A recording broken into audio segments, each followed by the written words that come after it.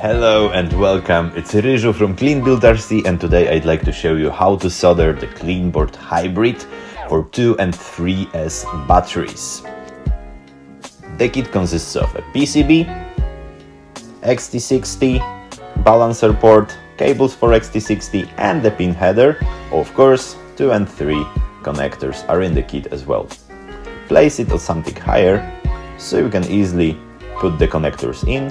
Each connector have those grooves.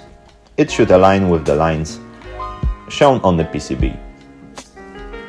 Place all the connectors and then use some kind of card to easily flip it.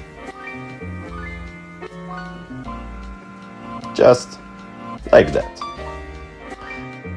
I like to solder one leg of each connector first, because if you mess something up, it's much easier to desolder one leg only.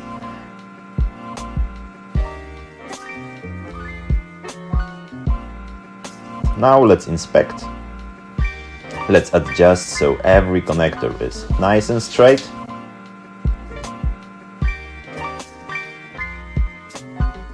And check if the polarity is okay. All the grooves should be the same way.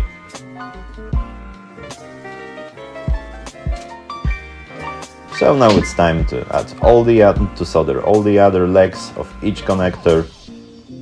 Place your soldering iron, hit the leg up and add some solder. If you have problems soldering or if you're not sure if it's nice enough, just contact me. Clean it with isopropylic alcohol and now let's add the pin header. Pin header doesn't have a polarity, so you can solder it both ways. Really easy. Now let's do the balancer port. Put in the pads. Prepare the balancer port. It should align with the picture at the PCB. And pre-solder the wires.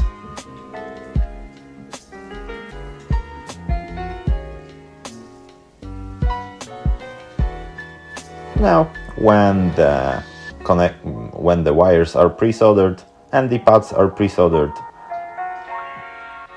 soldering is really easy. Now let's prepare the XT60 cable. I like to twist those ends that goes to XT60. Of course, pre-solder the cable first. Now place the XT60, place your soldering iron inside, add some solder, and when it's hot, it's really easy to add the cable. Let's do the other end. It's much easier when you flip the XT60. Put some solder inside, heat it up, place the cable, and it's done. Add the protective sleeve, or however you call it. Now let's check if the cables are even. Mine aren't, so I need to shorten the ground wire. Let's prepare those. I like those to be a little bit flat. I don't twist them. Pre-solder the cables, pre-solder the pads. Mind the polarity here. Plus and minus need to be on the correct side shown at the picture. You might think you are ready now, but no, there are 2 more steps. Of course, cleaning and measuring the board with a multimeter so you are sure you're not having a short or a false connection. Put your multimeter in a setting where it beeps when there is a connection. Stop at this picture and see where it should beep and where should not. For those who are still confused, let's break it down. Let's start with the first line.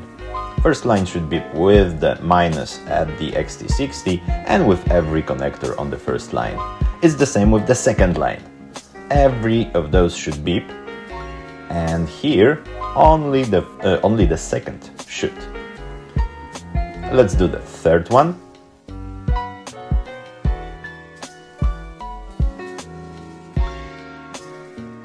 All of these should beep, plus these 2. Now I like to change the side. First line, second line, all should beep. and those should not.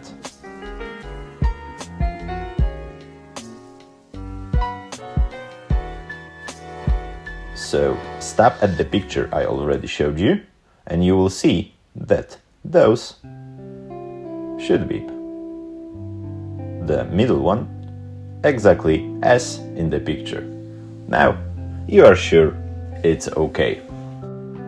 So stop at this picture when using your multimeter. Each pin at each red line should beep together, but these cannot cross. If they cross, there is something wrong with your soldering, and you have to check it once again. Last but not least, the case PCB, which is a nice way to protect the bottom of your CleanBoard hybrid. The kit consists of additional PCB and screws, nuts and spacers to make a nice case out of it. Why it needs to be bought separately? Because I wanted the basic functional unit to be as cheap as possible.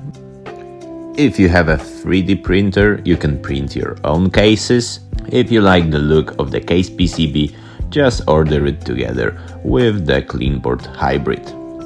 Thanks for listening, thanks for watching the video. Spread CleanBuild good stuff with your friends if you like it. Spread it if you don't like it as well. And thank you for listening. See you.